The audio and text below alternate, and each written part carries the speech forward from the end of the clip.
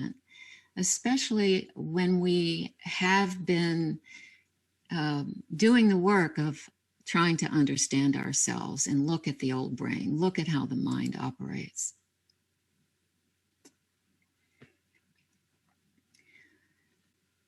Now, we want to soar to the heights of heaven. We do. I think it's in us.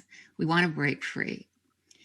And even though sometimes we do see what holds us back, we really don't see the whole picture. And it's really a long process of seeing the whole picture. At least I'm still working on it, so it's been a lifetime. So what's the problem here? And it comes down to this, to me, revolutionary insight of Krishnamurti's, that it's the thinking mind. It's not that Krishnamurti was the first person on the planet to point out that we have a problem with self-interest, that we have an egoic mind and that it's blocking everything. But what he did was he articulated it in the modern era in a way that people can truly understand. So the never-ending machinations of the thinking mind, we're always living from the past into the future, not in the present moment. So you could take a moment right now and sense your body, that you're right here and it's now. It's not tomorrow, it's not yesterday, it's right now. And the most direct way that I have found to remind myself to be present is simply to come back into the body. Because most of the time we're projected out there somewhere.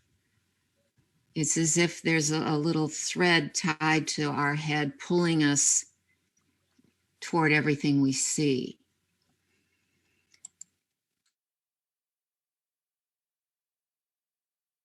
I used a few of these slides in the retreat last November about how we're stuck inside our minds.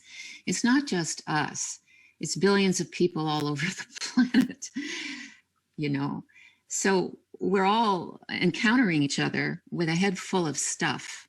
So we don't really necessarily see each other. We see an image of each other. And that was another insight of Krishnamurti's that I think is very powerful and unique. Now, I like this graphic because I came up with it and I've used it before, but I think it's so clearly, since we all use computers,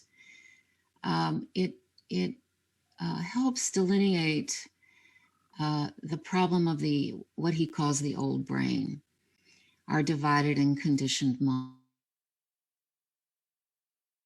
What's between our ears.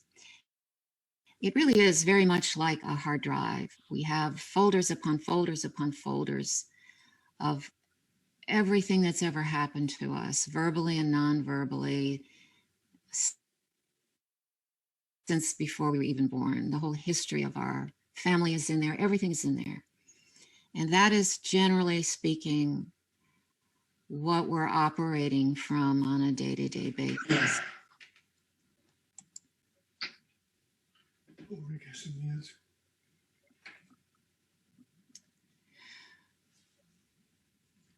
The old brain is full of voices. And I liked, they're just little talking, chirping things. And we believe them. We believe what our thoughts tell us about ourselves, about others, and about the world.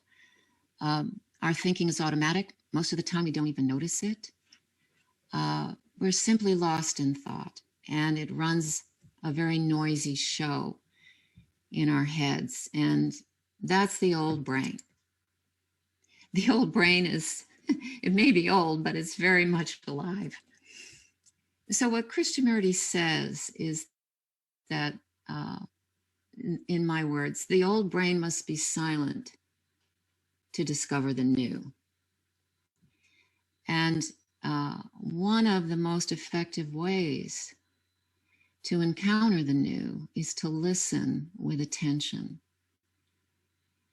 And in that listening, there's a discovery of something new. You probably have noticed this. We generally don't listen with attention. We listen, but most of the time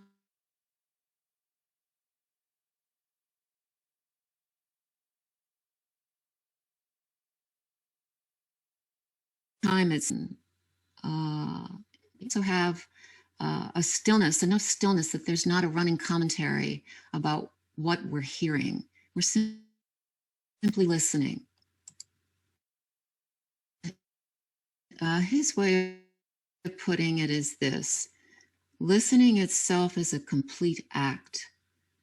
The very act of listening brings its own freedom.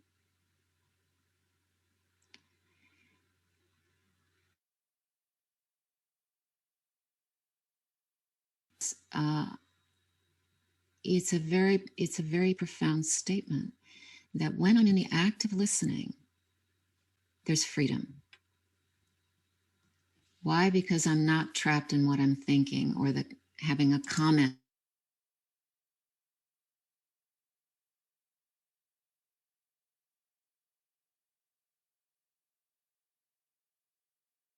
We can take a moment here and take a breath, be aware.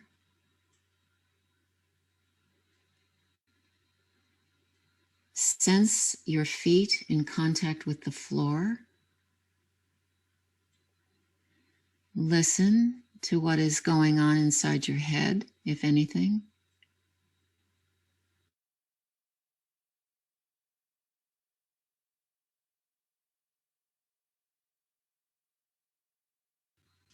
Relax, listen.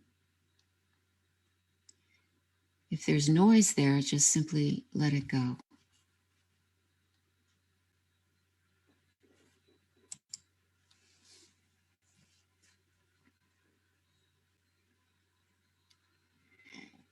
Now,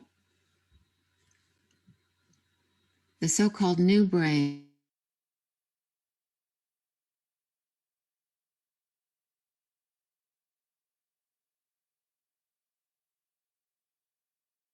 maybe not a good word in connection to Krishnamurti, but one suggestion is listening in nature.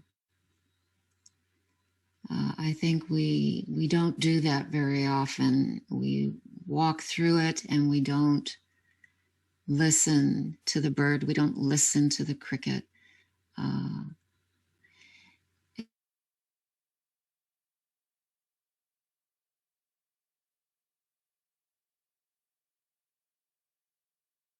In the presence of listening.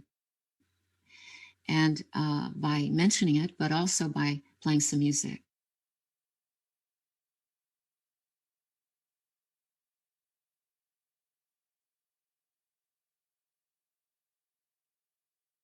Bird sound, music is playing. This would be an opportunity to simply listen and see what you hear.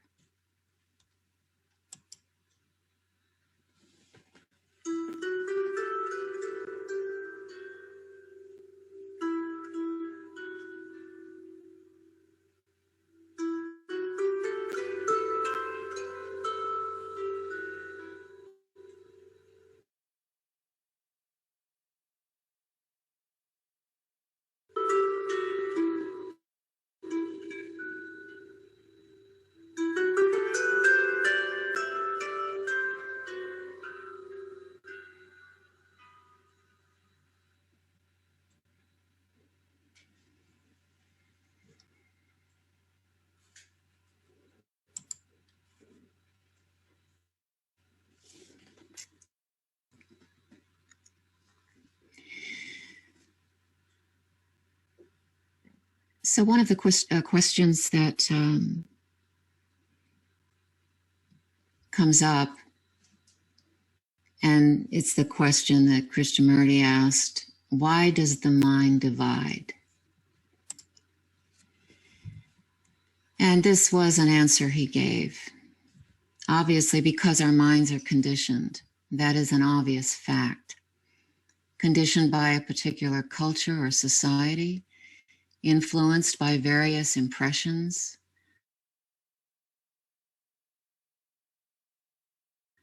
by economic, climatic, educational factors, by religious conformity, and so on.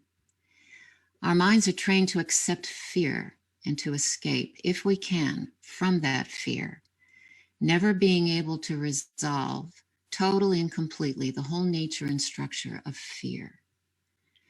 So our first question is, can the mind, so heavily burdened, resolve completely not only its conditioning, but also its fears?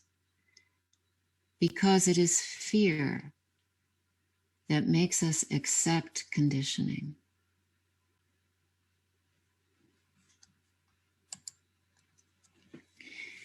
So I'm putting that up there by itself because I think this is a very deep question for all of us. What are we afraid of? And of course, it's a multitude of things, but if it's fear that makes us accept our conditioning, how do we come to understand what that fear is? How do we come to see it? Because in seeing it, it subsides.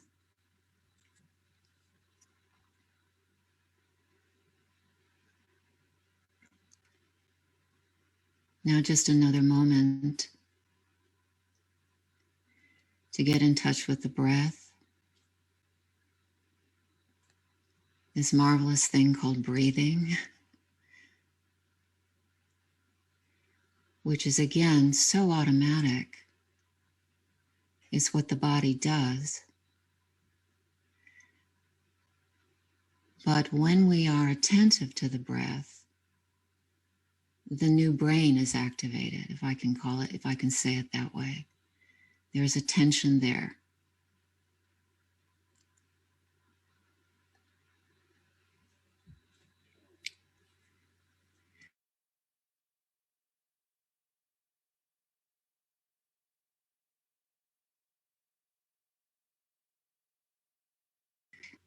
Try just paying attention to your breath as you listen to the music.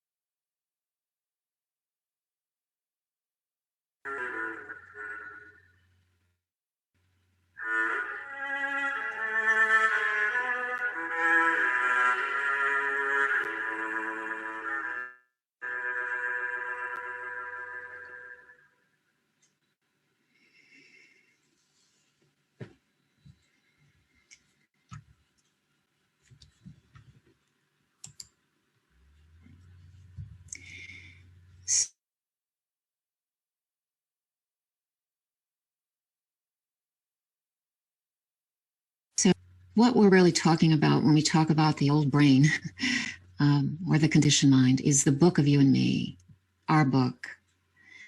And in looking into that book, page by page, paragraph by paragraph, we begin to understand what blocks us.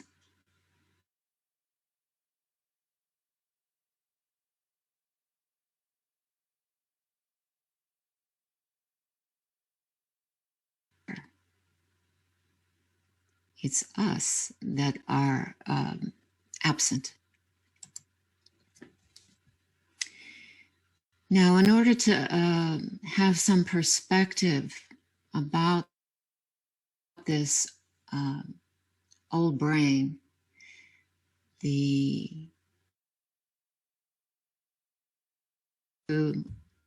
few images here of our, if you accept the theory of evolution, our very, very distant ancestors.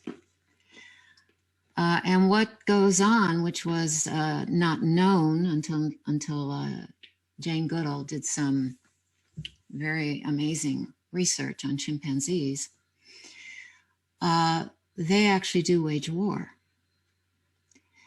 And they do it in a number of different ways, but one of the most significant ways is over figs.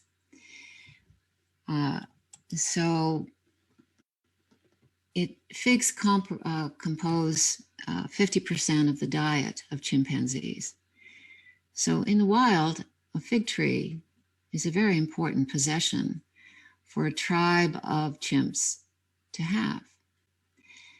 And they will fight over it. They will fight another tribe. They'll even plan a strategy to take a fig tree from some other group of chimps.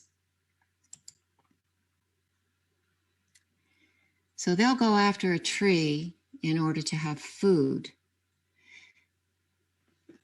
But our species, Homo sapiens, will wage war to take over another country or an entire world.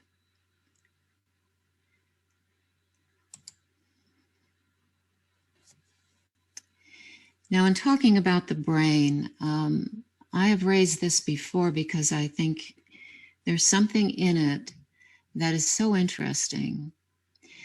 The people who study the anthropology and related sciences tell us that 40 to 70,000 years ago, which wasn't that long ago in the span of the age of this planet and the age of humanoids, symbolic thinking, language, speech, and the forming of culture, art, and creativity came into being inside the Homo sapiens brain.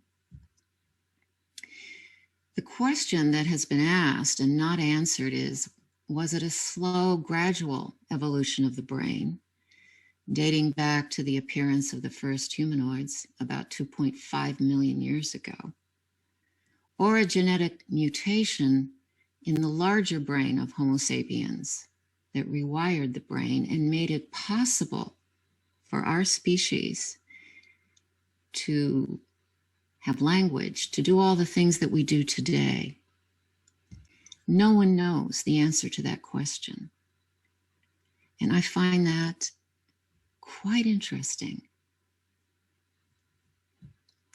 Now, about 12,000 years ago, we had the agricultural revolution, where humans began to understand crops, and they did all kinds of things, tools, and all kinds of things they had not done before.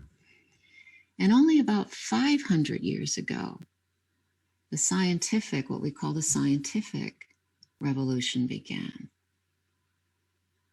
So when you consider that only 500 years ago, we began using the brain in a very different way than we had thousands of years before that, obviously something is constantly changing inside the human brain, for good or not. And this is the not. We have, developed technology at a rate that is astonishing just in the last 100 years. This is a picture of the latest in war technology, a hypersonic missile.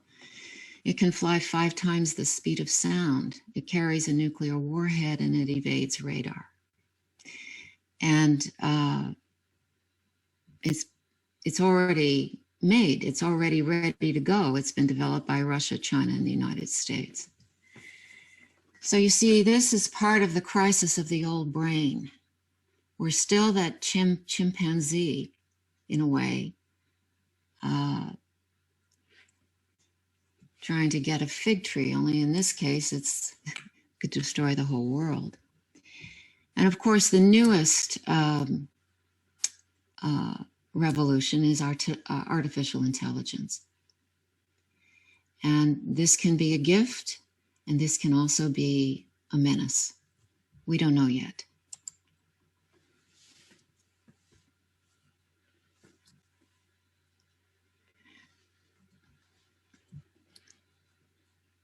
So this is just a repeat of what I said a minute ago about the capacity of the human brain, and that obviously we're not using the new brain.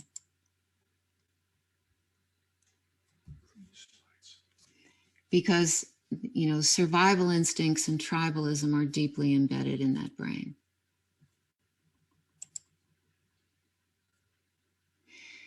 And that brings me back to the pandemic, because obviously the roots of the pandemic are in our transgression into the natural world, the way we disrupt nature, the way we invade natural habitats of wild animals.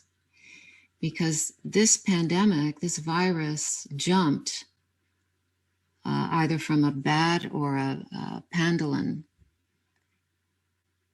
into us, not because of anything the animals did, but because of what we've done.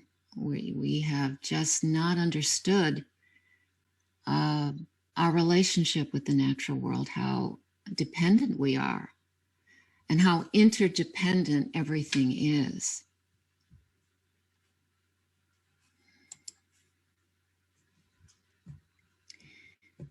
The biggest collective threat to us, other species on the planet, is, of course, human-induced climate change. And the old brain is not going to fix that. There are some technological things being developed, but that could be even worse. Now, we know from the media that we are going through, look what's happening in Texas. We're going through extreme climate changes in places that have not seen that kind of weather before. In Australia last year, 1 billion animals, 1 billion, died in wildfires. So what's happening with the old brain, and it is in a way very creative too. I don't know if you've heard about this, but there is quite a bit of research being done right now at Harvard and other places, but it began at Harvard, a project called Dimming the Sun. And it's a project, this is what it's come to and how we're going to have to fight climate change, maybe. Cooling the Earth by reflecting solar radiation back to space. So what they're talking about is setting up a giant mirror into space or spraying aerosols into the stratosphere. Calcium carbonate dust into the atmosphere. So there's billions of dollars being invested in this. Stratospheric aerosol injections could cool the planet in a similar way to a large volcanic eruption. You know, when I remember when Mount St. Helens erupted in Seattle. I wasn't in Seattle, I was in California, but the entire West Coast was dark for a while. And however, this idea of cooling could bring serious risks, such as crop failures and cold weather freezes. So it's an unknown, but it may have to be something that if things get as bad as they say they're going to get, we may have to do. And this is just an artist's rendering of what this would look like dust in the atmosphere to protect us from the sun, to dim the sun. I'm bringing this up not to depress you, but because the crisis is so serious. The old brain, the old way of doing things, the old paradigm, everything that the human species has been doing since the Industrial Revolution is catching up with us. And so I personally feel a tremendous urgency about this. And collectively, whether we're 20 or 50 or 100, how we bring our own awareness to this does matter.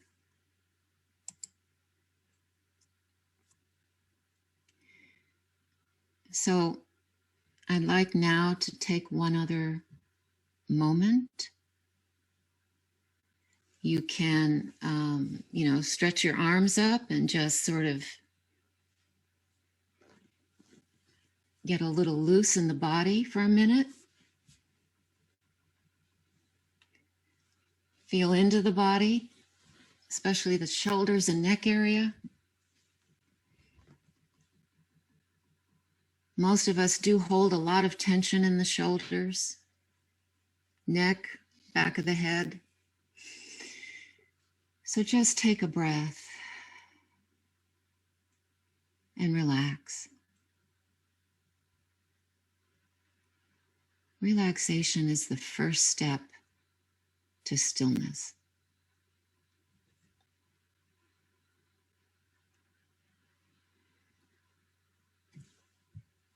I'm going to play another piece of music. This one I think is a little longer. So listen to the music. Be in the body. Watch what happens.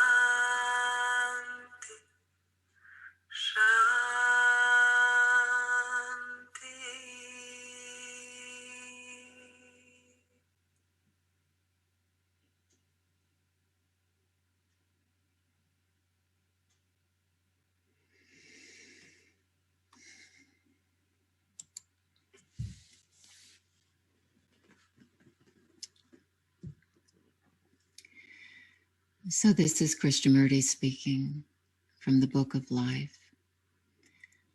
I think it is important to understand the operation, the functioning, the activity of the old brain.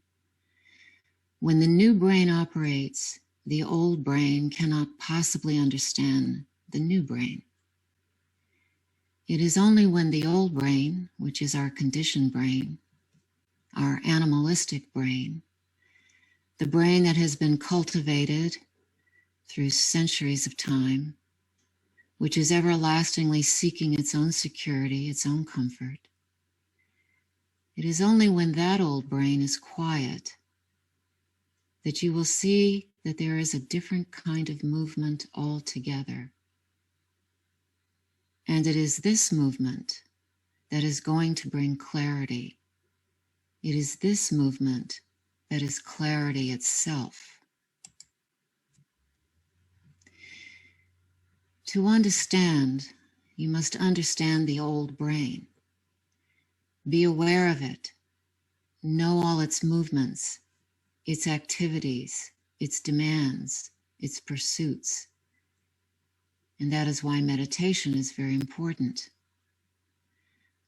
I do not mean the absurd, systemized cultivation of a certain habit of thought and the rest of it.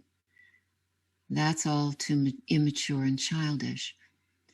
By meditation, I mean to understand the operations of the old brain, to watch it, to know how it reacts, what its responses are, its tendencies, its demands, its aggressive pursuits, to know the whole of that, the unconscious as well as the conscious part of it.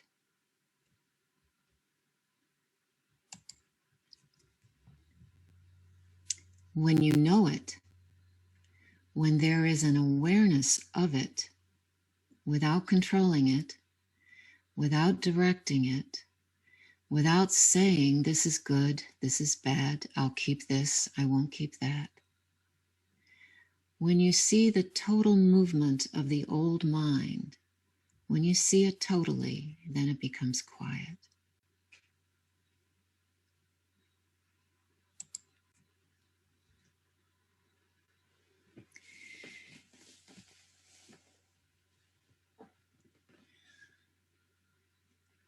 So that quietness, that movement that is new, that stillness that is new, it's still and yet it's alive, has energy, comes about, happens of its own accord when we are giving attention to listening and seeing. It's certainly one door.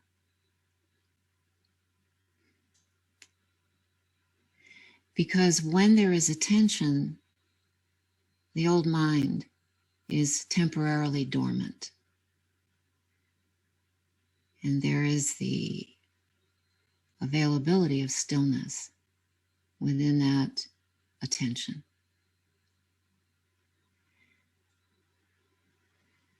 So we can take a moment to once again relax the shoulders. You know, they go back up when we remember to relax. Everything's fine, and then 15 minutes later, the tension is back. I don't know if you've noticed that. And breathe. To be aware that I'm breathing.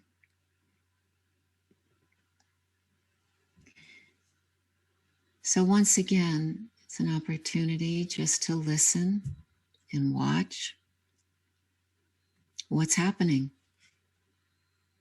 inside the mind, inside the room.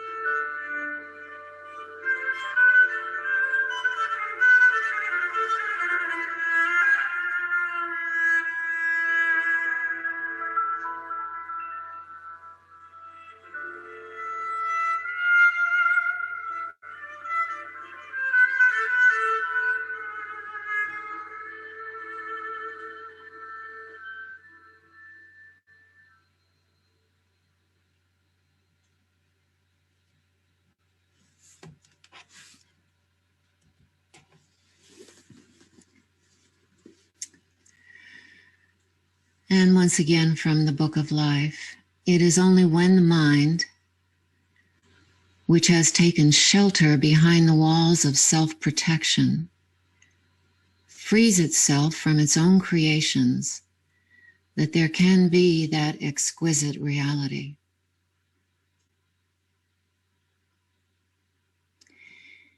So, a question: what is in the way of seeing the old mind? What is in our way of seeing the old mind? Our conditioning, yes. Our lack of inner stillness, yes. But what are the walls of self-protection?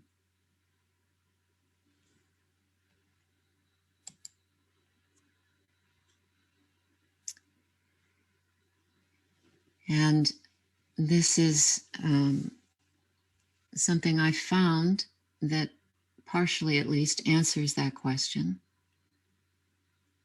from tradition and revolution. Man is afraid that everything he has identified himself with will come to an end. So he wants a continuity of this thing called life, never of ending.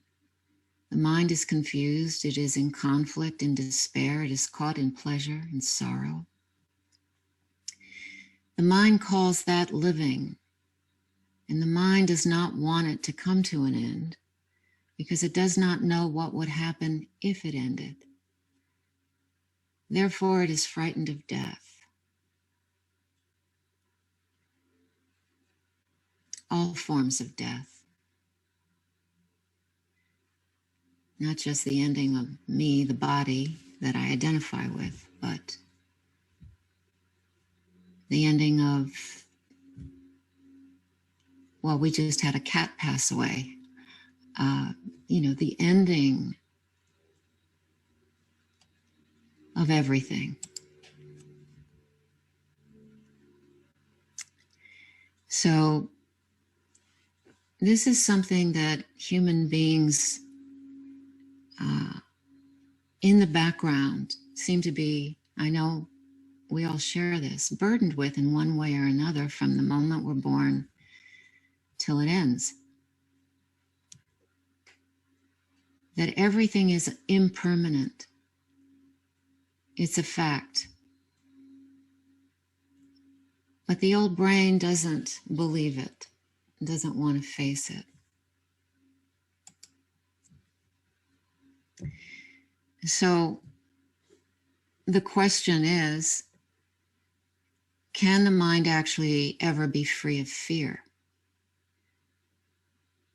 That seems to me to be, for any person who is at all serious, one of the most primary and essential questions which must be asked and which must be resolved.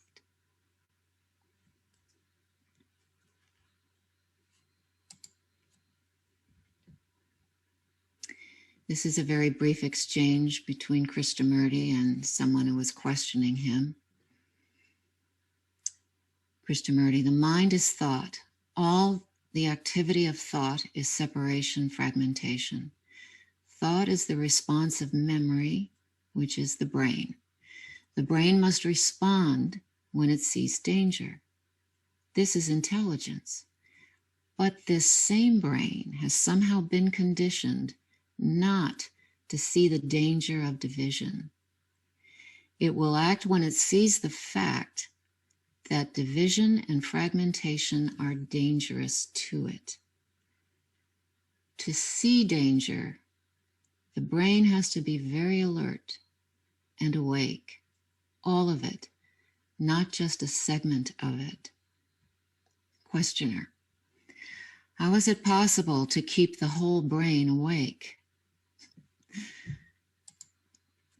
Krishnamurti: seeing the danger, that is the whole point.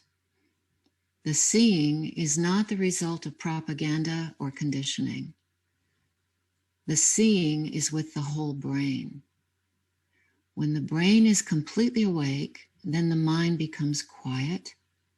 There is no fragmentation, no separation, no duality. There is awareness. This is attention. This is love. This is the highest. The brain must be completely awake, that's all. As the man in the jungle must keep terribly awake to survive, so the man in the jungle of the world must keep terribly awake to live completely.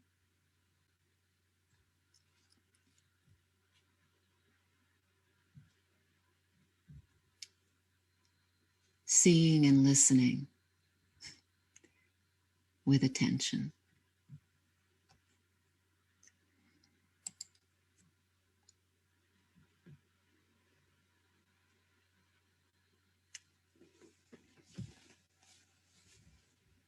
Of course, the reason I've included these interludes of some music, some breathing, some relaxation, some body awareness is to potentially, momentarily step out of the old brain into something new. So another piece of music to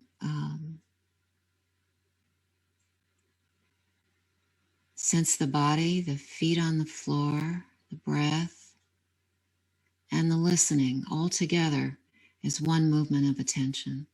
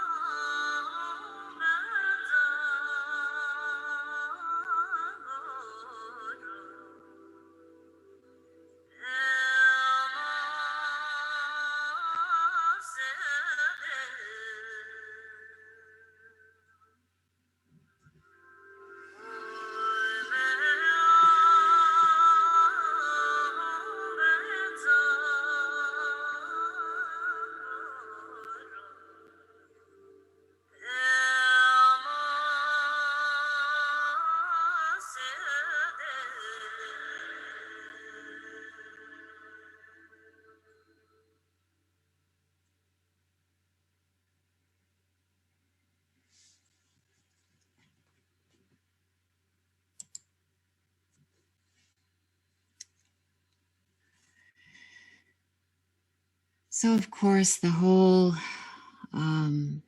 situation with our mind are all the veils of conditioning and all the buried self-interest within that conditioning.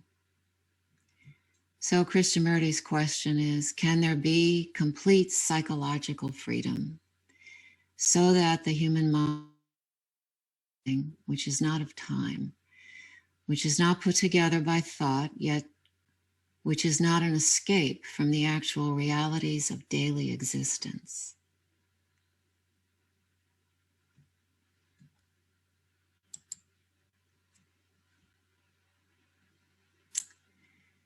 The act of listening and seeing with a quiet mind, he says, can alter the fabric of society.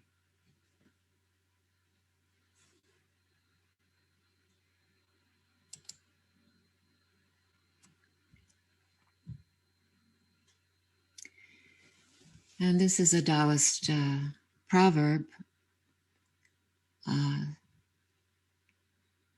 We cannot see our reflection in running water. It is only in still water that we can see.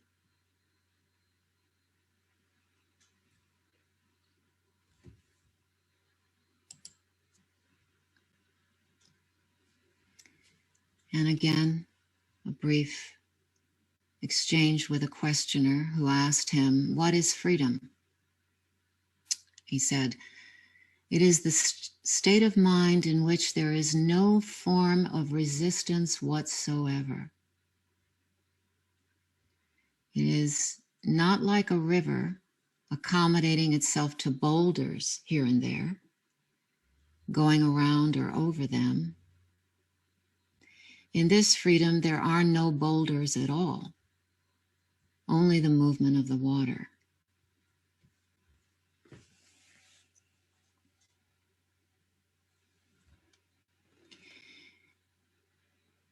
Resistance seems to be such a integral part of our human nature.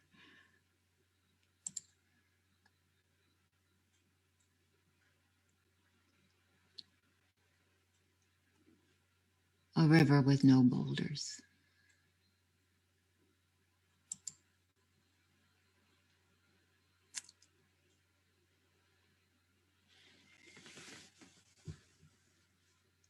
So I'm repeating this. This was said earlier because it's such a wonderful statement. When the new brain operates, the old brain cannot possibly understand the new brain. But it's the new brain that understands the old brain. That's the difference.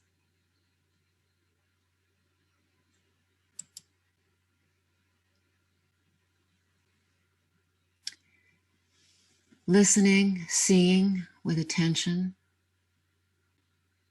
which is a form of stillness, is the revelation of the new, which was always there but hidden.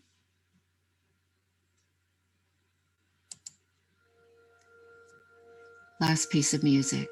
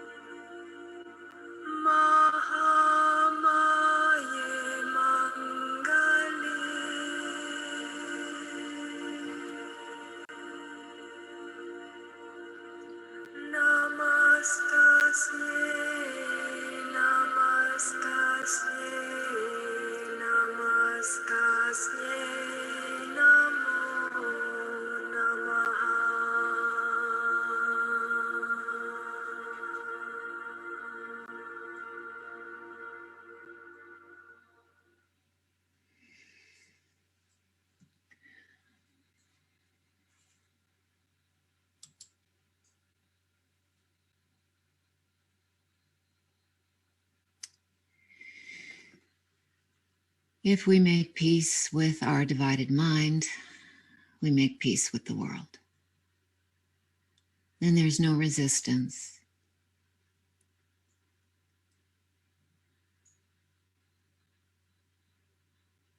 There is stillness.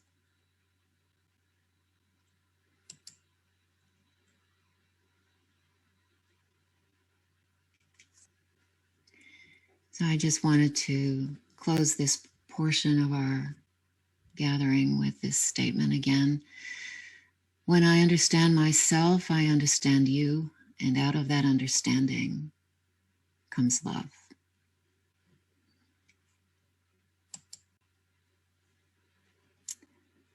So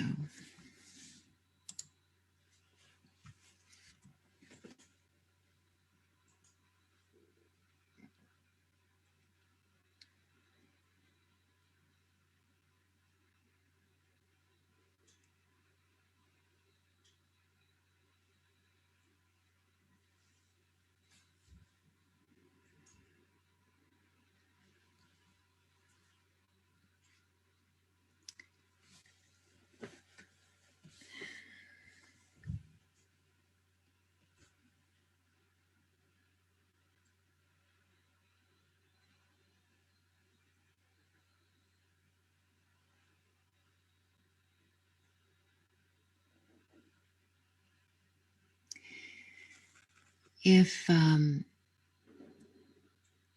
there's anyone who wants to share, make a comment, ask a question,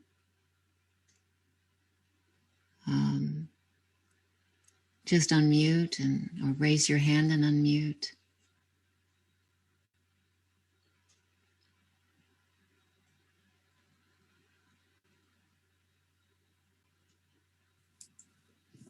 Hi, this is Sridhar. Can you hear me? Yes. Yeah. One question regarding the last statement on the divided mind, right? So I'm trying to understand what is the division. You know, I can understand the division comes in forms of nationality, religion, in many, many ways. Is that what is implied by divided mind? Well, that's part of it.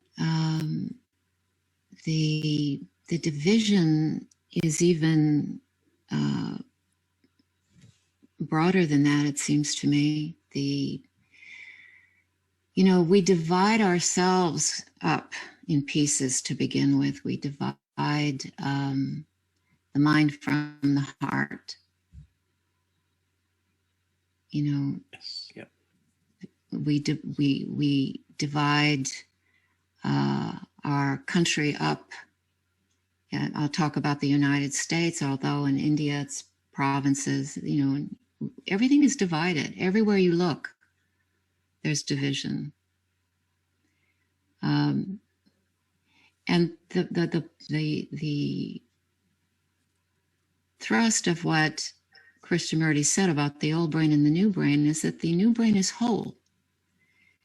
It sees the wholeness of everything and everyone. I mean, ultimately, that is coming from a total place of stillness, where there is no division, there's unity. And part of this study of one's own mind is to layer by layer, or little by little, unpeel, unmask myself to myself. Yep. And when I do that, at least some of the division falls away. For someone like Krishnamurti, as a very young person, he was apparently undivided. But for us, it's a process.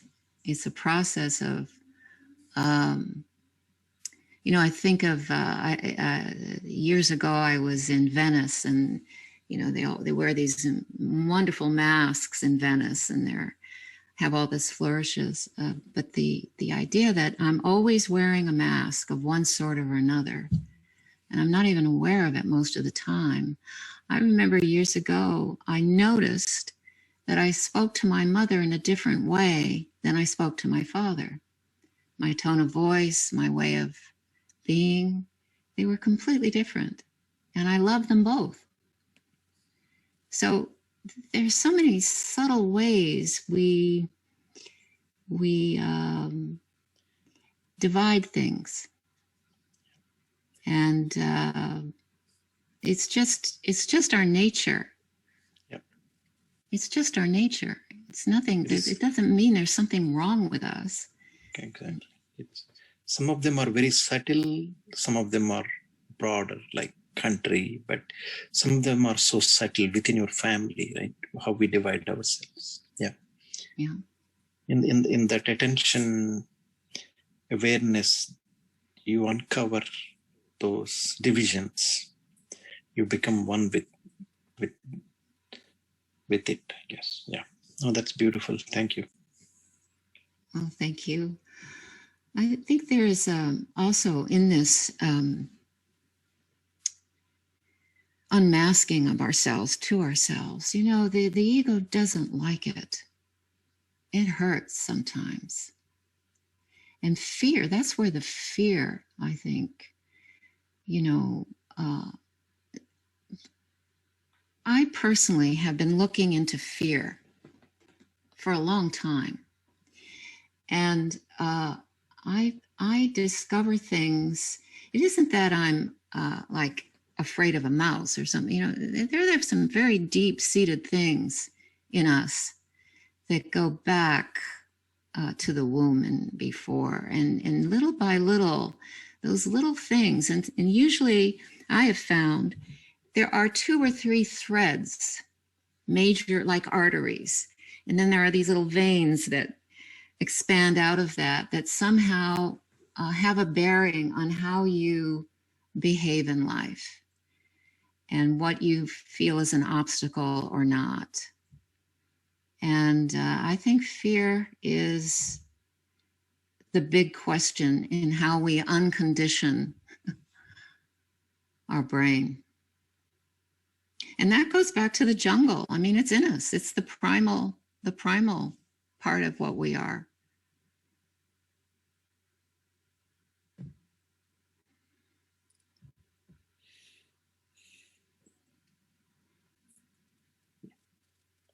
David.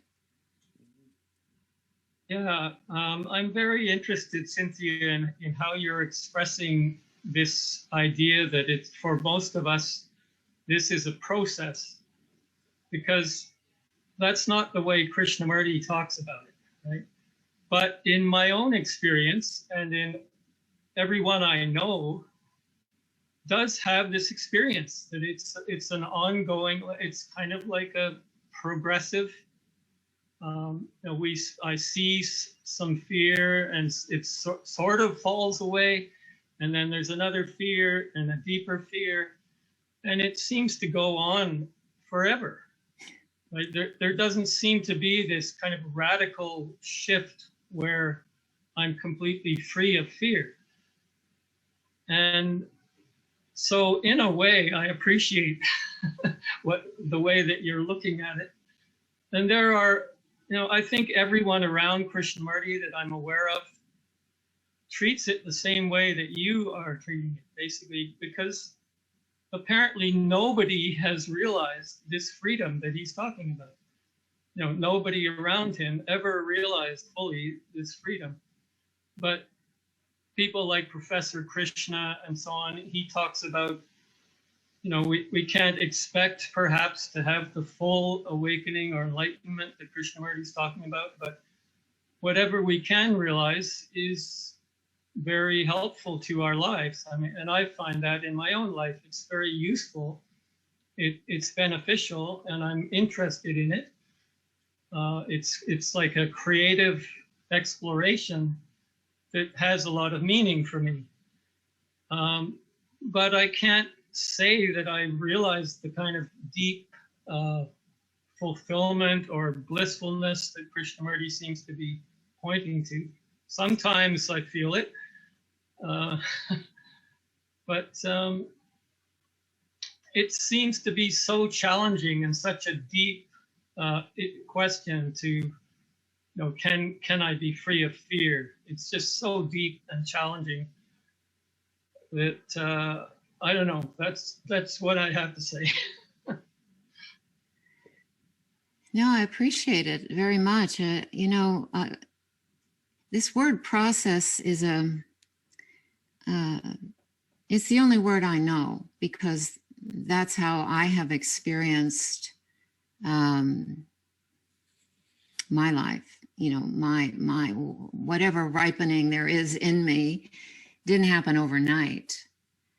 And I'm not sure, you know, I'm not sure that was the case with Krishnamurti either.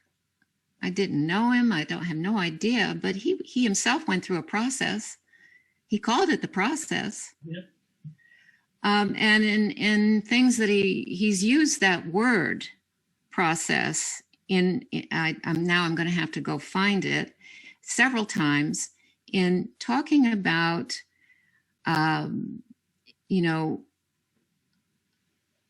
the conditioned mind and seeing that. We can only see it when we're still.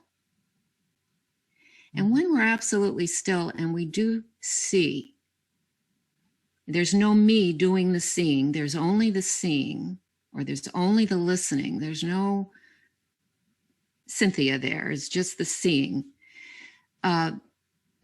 That's freedom. For as long as it lasts. Mm-hmm. You know, in all of my study over the years of these great sages who've walked the earth, there's only one that I resonated with, who I feel was perpetually still, and that was Ramana Maharshi. And, you know, I am... In looking at Krishnamurti, his brain was much stiller than the 95% of humanity, because look what came out of him. That had to have come from stillness. But was he always, you know, did he have a temper? Did he, you know, I've heard. So I'm just saying that it's not that, we do have that potential, and we realize that potential in moments, and then we string those moments together over time, and it becomes deeper, and it becomes we become less reactive, less fearful. But there's something very deep in the human brain relative to fear. And it may come from this unknown space of separation when we're separate and yet we're one, but we experience the separateness in the human body. I don't know, I'm just, you know, riffing. Well, the conditioning seems to be so deep and so strong for most of us, perhaps. And I think we're all conditioned differently. Like, it's different for me than it is for you. It's different for me than it is for Krishnamurti. And it's really, as he says, we're walking our own path. You know, each one of us is, or there is no path, but it's a very individual endeavor, and it's we have all the same problems, and yet each one of us is unique in our experience.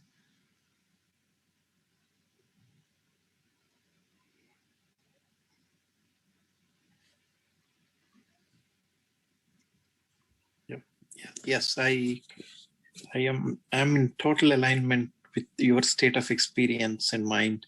And I see that in our relationships, right? The clarity that it brings, the freedom, you know, the harmony in our relationships, even though we are not totally free of this conditioning, they still exist, you and me, and the differences, but I can see that the beauty in the relationship, the ease with which you communicate, even the difficult situations in a better way.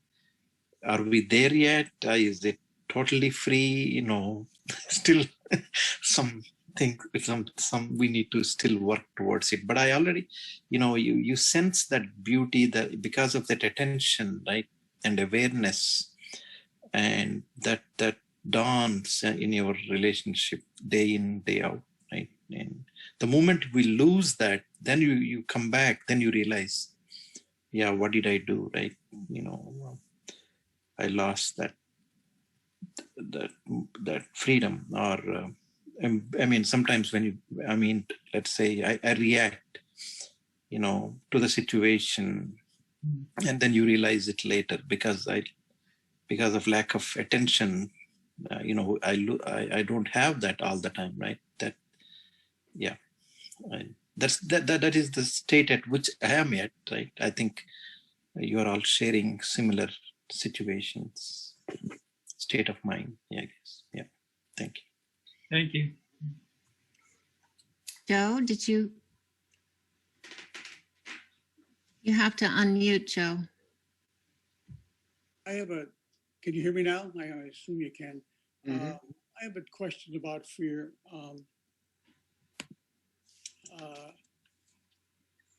When you talk about fear, or when Krishnamurti talks about fear, you're talking about the emotional response that fear engenders because, or are you just talking about aware of a danger?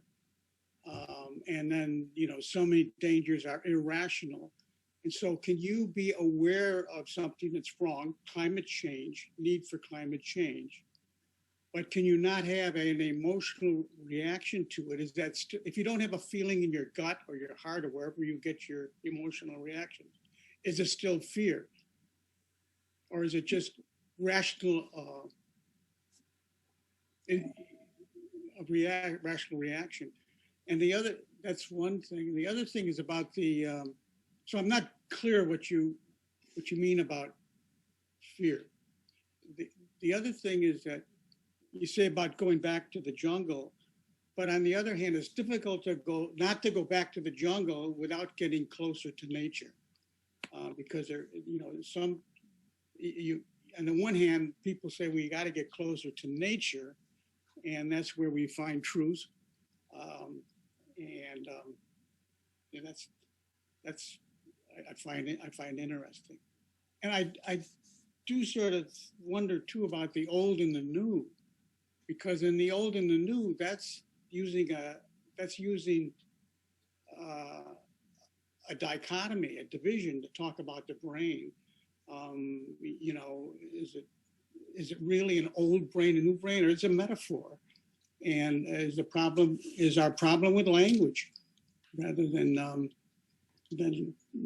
something else? And well, anyhow, those are a few questions. Anyhow, that's what I'm thinking right now. Well, I can respond from my understanding, not only of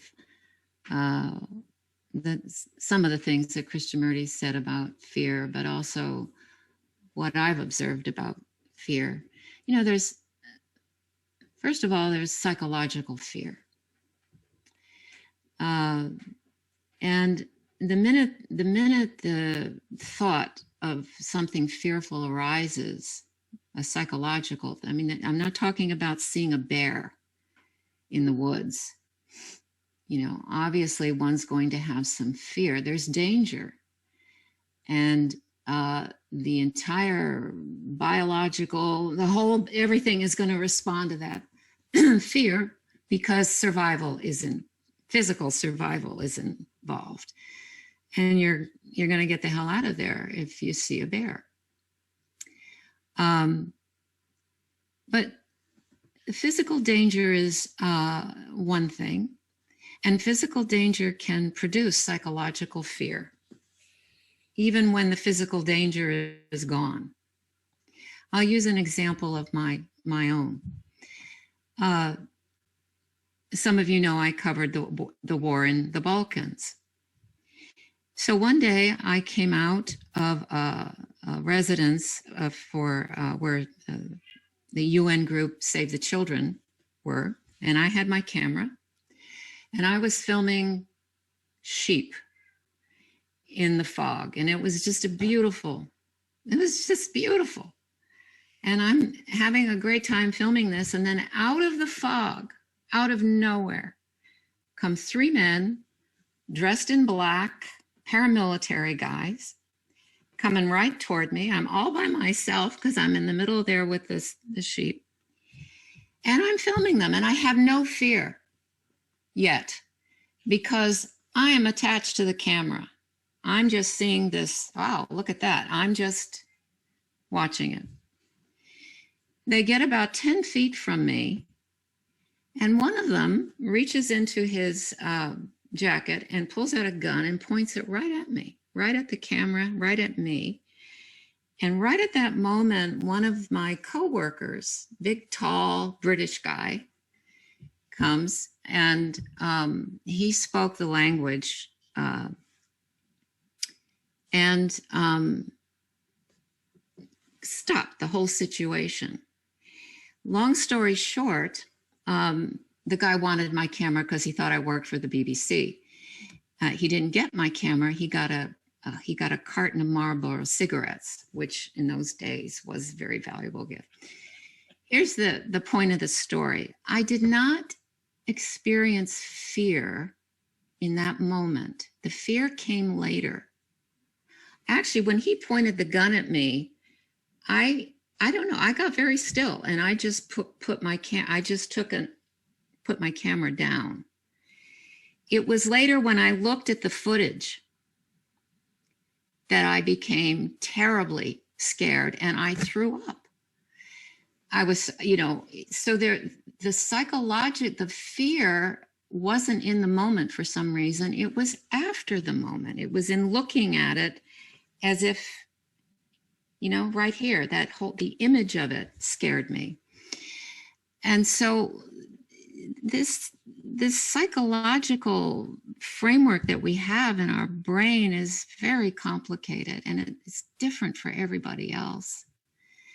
And I think that what Krishnamurti is really talking about is psychological fear, and the fear of dying to the things that are not real. The things that prop us up in life, the things we cling to. It's all part of the idea of clinging to my identity, clinging to my jewelry, clinging to my house, clinging to my this, my. And when that recedes, there's a lot more freedom, because none of us are getting out of this alive. So what are we clinging to? I mean, on a psychological basis. And then there's the survival and physical base. It's very complicated being a human being. Animals don't seem to have this issue. We do. So that's the best I can do, because it's a very deep subject, fear. And fear of the ending of me is back here all the time, in one form or another.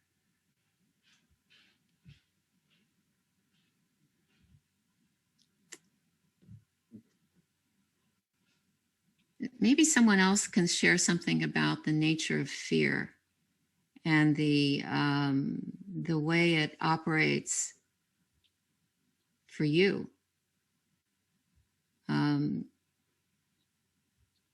I think that when you really dive into this in a deep way, you begin to see large and small subtleties with this movement of fear in many aspects of life.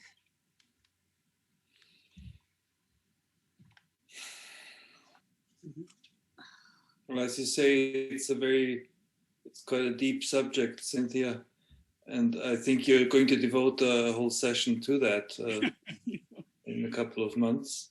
Fear and authority, yeah, because they're linked. Yeah. At this point, we're coming to the end of today's session, but Aaron still had a question, so perhaps you could make a comment or whatever, and at that point we'll probably close afterwards. Go ahead. And Yes. Can you hear me? Yeah. Okay. Yeah, this topic's really rich. Much is coming up just as everyone's discussing it. And I think one of the things I'm really reflecting upon while listening to everyone talk, and then the question I was holding prior, is how, fear and its relationship to identity and loss, and something that I'm immersed in right now in another course I'm taking in regards to how we think of ourselves from the standpoint of like psychologically, is that somehow we're not cased in kind of this greater large psyche of the world, that, our fear is ours. And so it's just interesting to hear everyone discussing this, because I notice that when I think about a lot of fears that I run through every day, so much of it has to do with these levels and layers that David was mentioning before, the process of going down into the fear and then seeing that there's another fear underneath that, and then another fear underneath that, and that they're underpinning each other.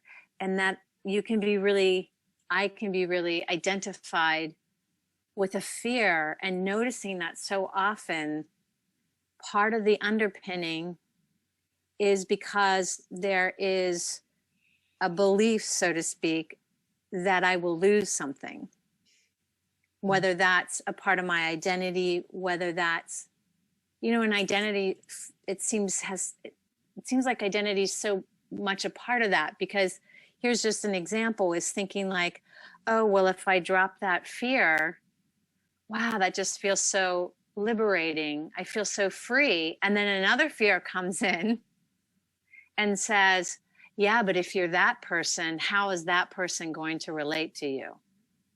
Because now you've shifted who you are. You no longer hold that fear that they're identifying you with.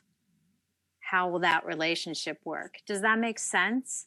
And just kind of, and I'm not as immersed in Krishnamurti's teachings, I think, as some of you are.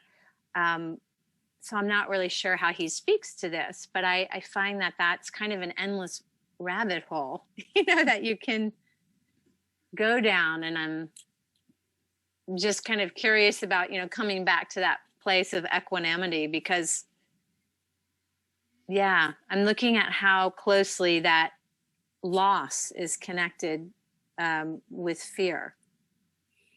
Does that make sense? Yeah. Well, sure it does. I mean, fear and loss seem to be partners. I think the egoic mind doesn't want to die. It doesn't want to surrender to the whole.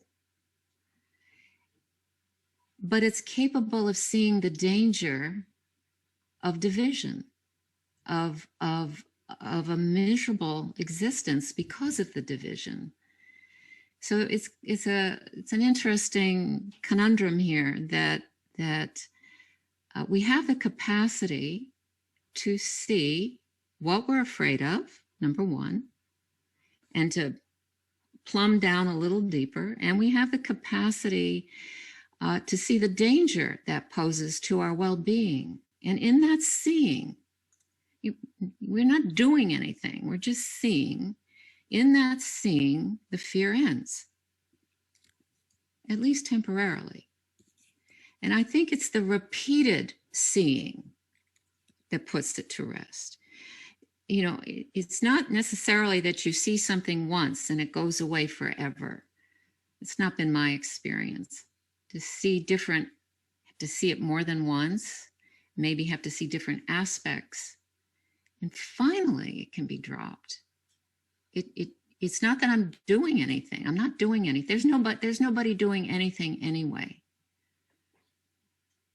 This is another dimension of the seeing. And then fear is is gone, because, you know, there's no one to be afraid of. I don't know if that's making any sense, because again, we're stuck with the language, but immediately fear can go. It doesn't mean it won't come back until it doesn't. Maybe that's just the best way I can. Yeah, that makes sense, because there's a little process I do with myself. And I feel like an important part of that process is just going into my body rather than my head and being with that fear. And at times even allowing myself, you know, to have the grief well up if it's something that feels like there's more energy around it. And, you know, oh, okay, that's there. Yeah. That helps me move through it. It doesn't particularly mean that it won't come back up again.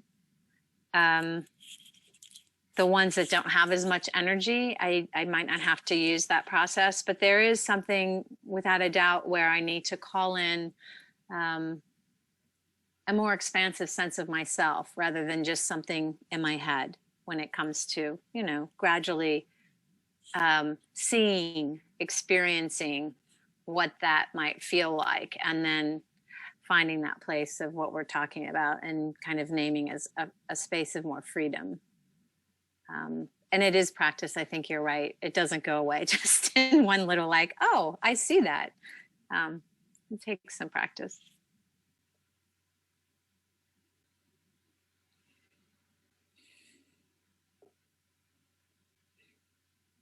Well, it's getting to the point where we need to close. If you have any further questions, please keep them for next time, or maybe maybe Cynthia is willing to accept some comments by email. I'm not sure.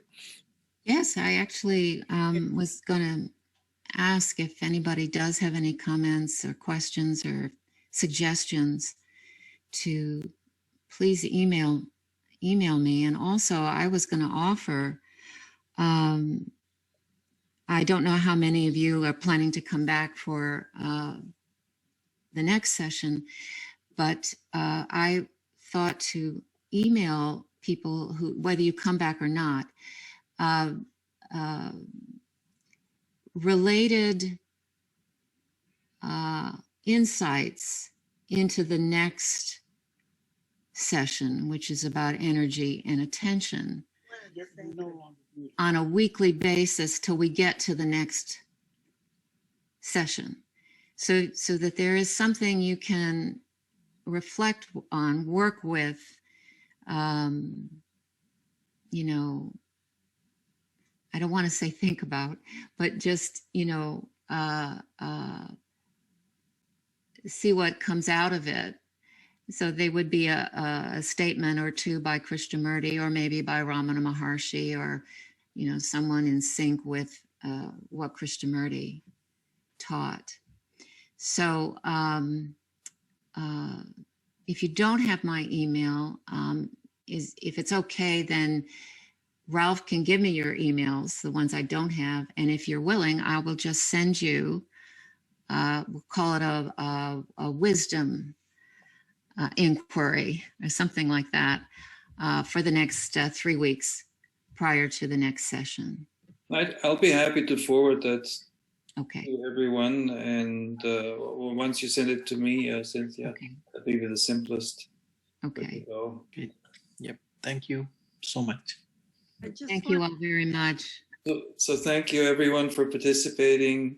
Thank you. Especially Cynthia, of course, for a wonderful session and your initiative in all right. in doing it. And it's a wonderful combination of reflections and insights and opportunities to experience stillness during the sessions. If anyone is inclined to make a donation, I left a chat in the chat section. I left a link that you're welcome to to use to make that donation. So we'll see you perhaps next time. Okay. In any case, Thank you. keep well. Thank you. Thank Thank you. you. Wonderful to share the space with everyone. Yes, I feel the same. All right. Great. Have a wonderful afternoon, everyone. Thank you. thank you. Thank you so much. Very good. Bye-bye.